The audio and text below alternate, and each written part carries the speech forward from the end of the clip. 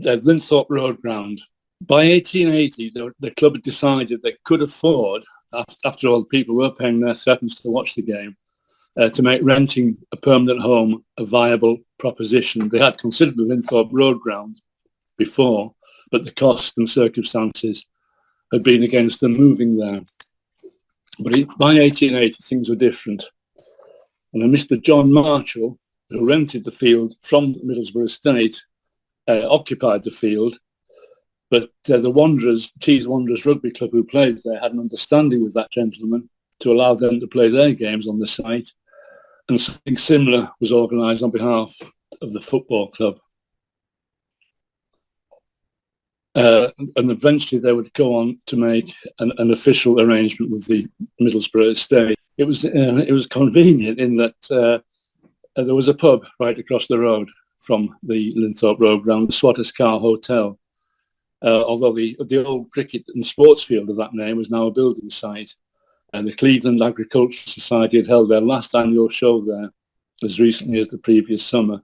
But those days were over. The Grand Opera House was being built. But the Swatters Car Hotel became the club's temporary headquarters and was ideally placed for players to get changed in before and after games until such times as dressing room facilities were provided behind the goal at the Linthorpe Road end of the ground. Things got up and running by 28th of February 1880. Tyne Club of Newcastle, who were all friends by now, were the first visitors to the Linthorpe Road ground, and Borough recorded a handsome 4-1 victory that was especially rewarding in that it was achieving a very decent gathering of spectators. If attendances were already measured in hundreds, this particular occasion had increased to more than 1,000.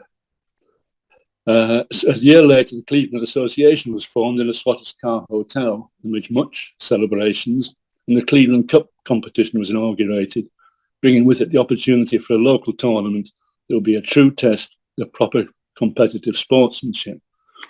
So none of this guff about Borough not being a cup-winning side. Because in the time at the Linthorpe Road ground, in 1882, there were Cleveland Cup winners. In 1883, Cleveland Cup winners. 1884, Cleveland Cup winners. 1885, Cleveland Cup winners. 1886, Cleveland Cup winners. In the next season, in 1887, they didn't compete because they wanted to give the others a chance. Normal service resumed 1888, Cleveland Cup winners. Cleveland Senior Cup winners, 1894. And that's just the beginning, because in 1895, again, when the Linthorpe Road ground was the home, they won the FA Amateur Cup, beating all Carthusians at Headingley 2-1. And in 1898, just for good measure, they won the FA Amateur Cup again, beating Uxbridge at the Crystal Palace. So it wasn't a bad time to be a Middlesbrough supporter. And by 1882, the Linthorpe Road ground was the club's proper home, and they completed a formal agreement with the estate to rent the land. 1884, great excitement, building of a grandstand on the northern side. To go with the dressing rooms, offices and stables that now occupied the northeastern corner. Access to the ground was either along the footpath, which would later become Clifton Street, along the northern side of the ground, or by one of the turnstiles by the main entrance on Linthorpe Road itself.